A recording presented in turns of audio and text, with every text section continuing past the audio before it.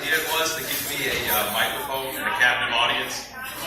Definitely that guy right there. Anyway, I guess I should probably start by introducing myself. Some of you guys I know fairly well, some of you guys I don't. So my name is Stefan. I'm the best man. And I'm half Moloch, I'm half Italian. I get the Italian from my mother's side. I get the Polak from my dad's golfing buddy, I'm pretty sure at this point. I don't think that I'm his. Anyway, I'm basically the friend he's kept hidden from many of you guys for years and years and years, because you never know what I'm going to say. I basically know the deep, dark secrets about this guy. And, right, but guess what? I'm out of the bag now.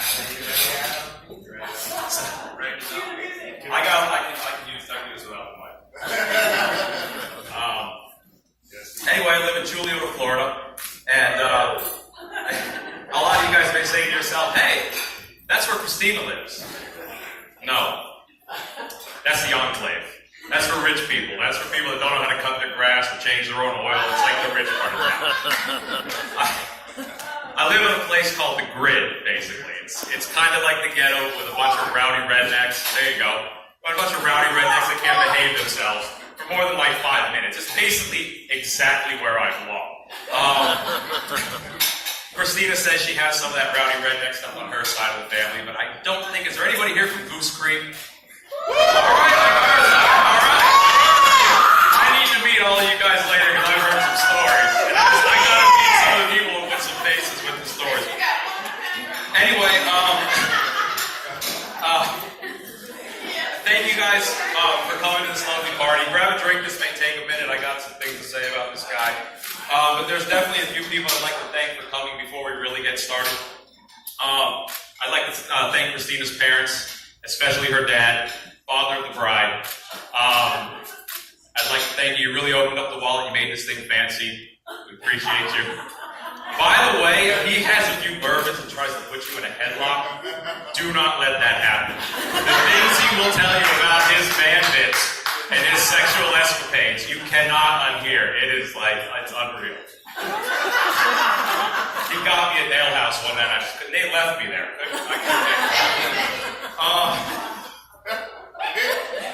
I but seriously though, you really made this thing nice, and it's a good thing, because if not, we'd probably be doing this in my backyard, in the Grid, or better yet, at the hitching post. And for those of you guys that don't know what the hitching post is, it's a part of the Grid. Check it out before you die. It's worth everything.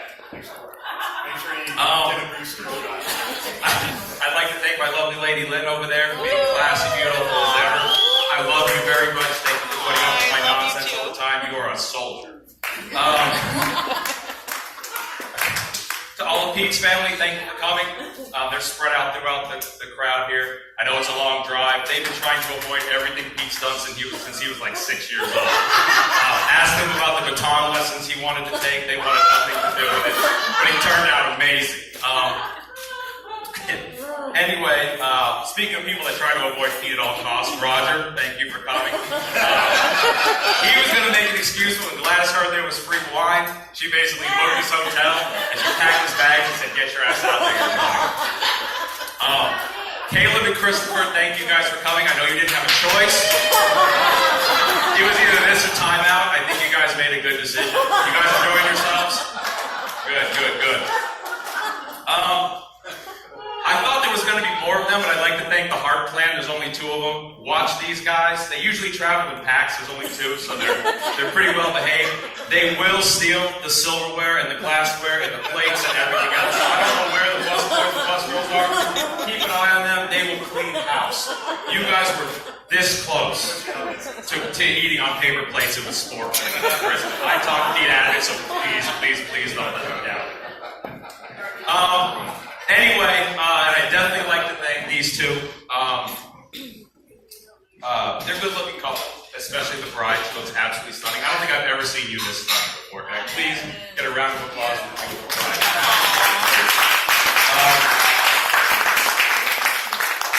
Anyway, I prepared a speech that Christina wrote and has instructed me to read because she did not trust me to write my own. Let me get that out. this is going to take a minute. No, she wrote this speech for me. There's no title. I don't know what it's called. It's just, I have no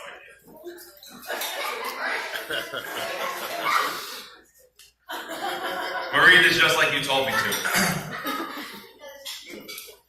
Pete loves Christina very much. He always does what he is told. He is smart. I am really happy he found Christina. He doesn't hardly look at strippers anymore ever. He has an appropriate amount of body hair. This is absolutely disgusting. I'm going to go back to the speech that I wrote because this is just... I can't read this in front of all you. It's just, it's too much. Anyway, where was I?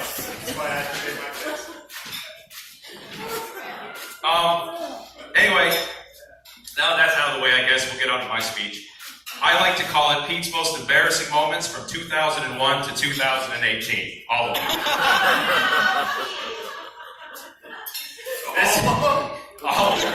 This is what you get for not letting me come out here to the Stone Cold Steve Austin theme music. I swear, this is what you get for that. I'm just serious. What's the matter? You both kind of look a little bit nervous, like you're trying to swallow peanut butter or something like that. Now, you have roughly the same look Bill Clinton had on his face when Donald Trump brought the Hillary debate with Juanita Broderick and Jennifer Flowers and that whole lot. You got to have that same, And I'm sorry to bring that up, Roger. I know you had your heart set on the Bills. Maybe next time in 3 years, maybe she can steal it from Joe Biden or something and she can try again. I'm sorry to bring that up. I had to apologize for that.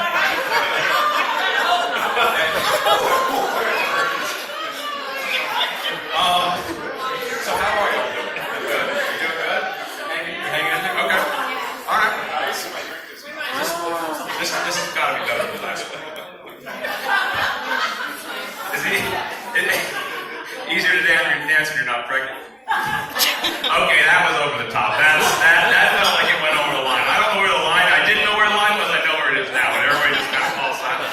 I know that was absolutely over the top. Anyway, but and maybe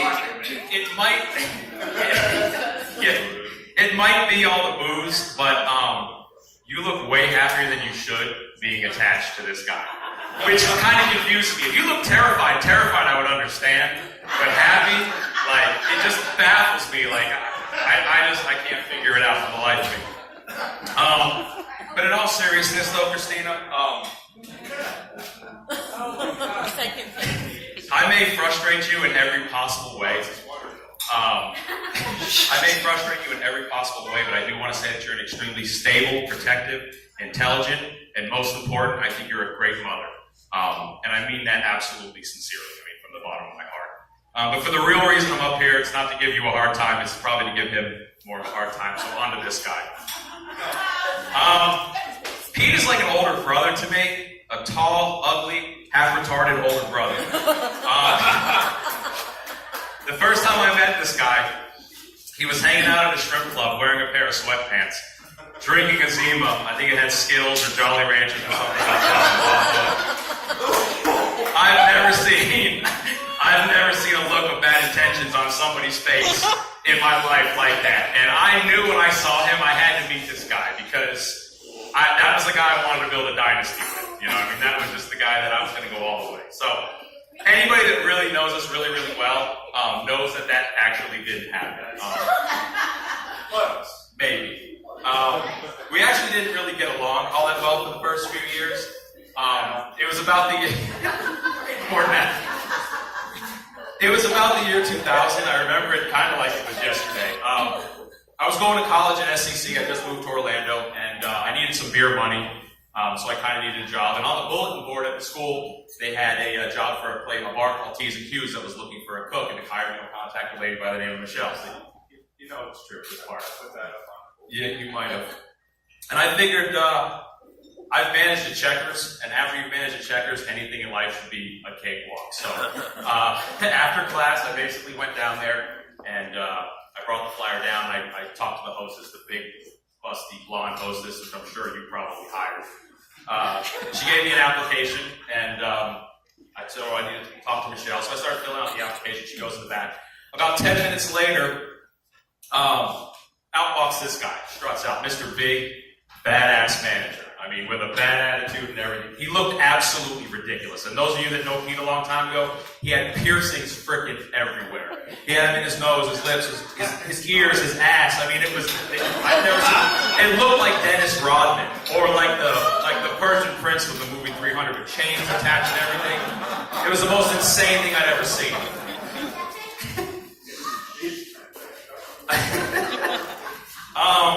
So anyway, he asked me the application. I tell him I'm supposed to give it to a lady by the name of Michelle. And he kind of just snatches the application from me. He says, well, if you get past me, I'll let you talk to the real manager, blah, blah, blah, with a really bad attitude.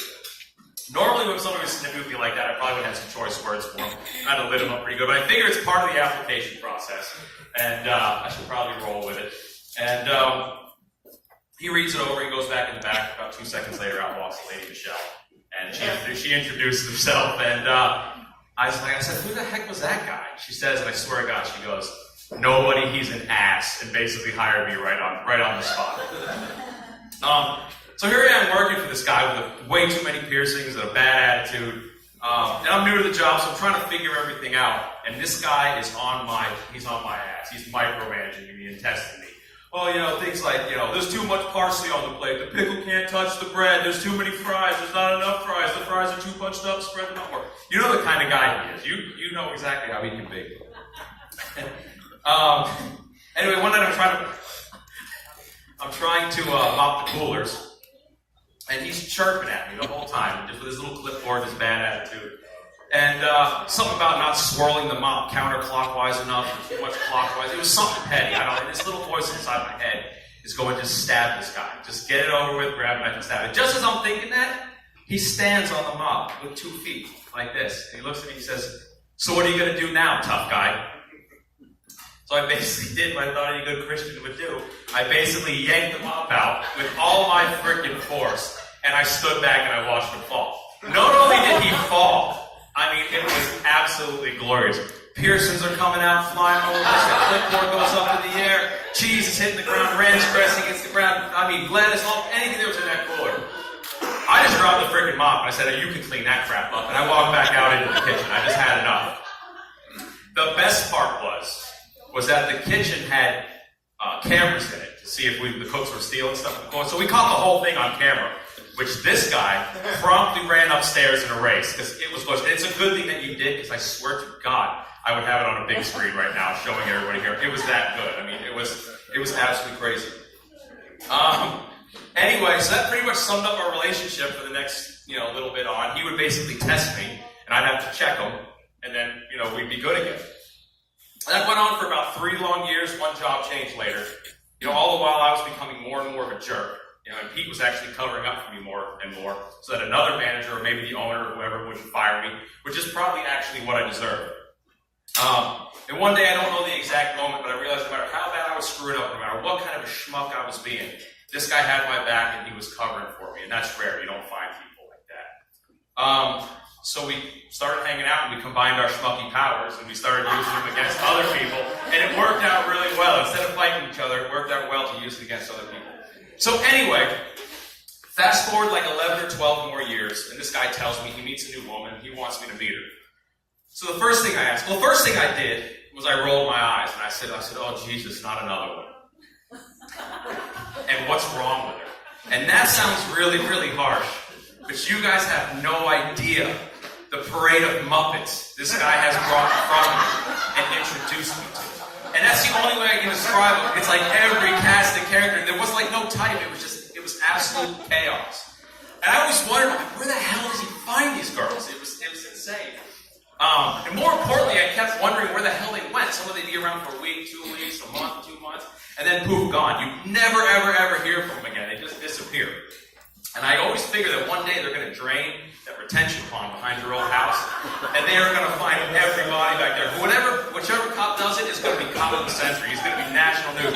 If you want a big promotion, bro, they will be talking about you. You'll be in the history books. They'll talk about you in police academies. There was a guy one time that uncovered the biggest. Oh God, it's page 3. Almost done. Anyway, this one here stuck around for a little while. I don't know why, she stuck around for a while. And fast forward like another year, year and a half later, you guys were together. This guy tells me he's thinking about getting married. And I remember this day clear as a freaking bell, too. We were behind a bar called Ozone in Longwood. It's not there anymore.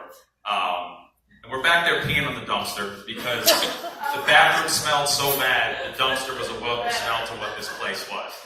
And Pete just kind of leans over and he says, I think I'm going to get married. And I was like, what the hell would you want to do that for? Like, that was the first. And he says to me, I think this one can get me out of Sanford. And plus she has Netflix and cable. I had absolutely no, I didn't even question it anymore. I just kind of went along with it, you know. So I went with it, you know, and here we are today. In all seriousness, no, guys, I mean, this goofy bastard and I have done a lot of crazy stuff together. And I always knew that he had my back if life ever went sideways. And I had his, and I still do to this day. I mean, it's just, you know, you've been a good friend. And, where was I? Yeah, anyway. Christina, you may find this hard to believe, but a lot of people don't care for my antics. I'm considered, I guess, an acquired taste. So I really... Who's freaks getting the hang of this? So I really don't have very many friends, which is cool. But it's the main reason why this guy is so important to me. Like I say, he's one of the only true friends that I have. So I wish I could give you guys some sort of snappy little pointers on like a long, prosperous marriage, you know, how to keep it new and how to keep the fire going and all that stuff. But I'm really not the kind of guy that's qualified to give that kind of advice. So that's pretty much out. So I will end with this. Exactly, that's your job. Please! I will end with this. I've seen Pete make a ton of bad decisions. A ton of them. One of them was giving me this microphone in a captive audience. It was pretty much the top of this. But I can say without question, this is a solid, good choice that you're making that should offset every single one of those other choices. I love you guys. Congratulations.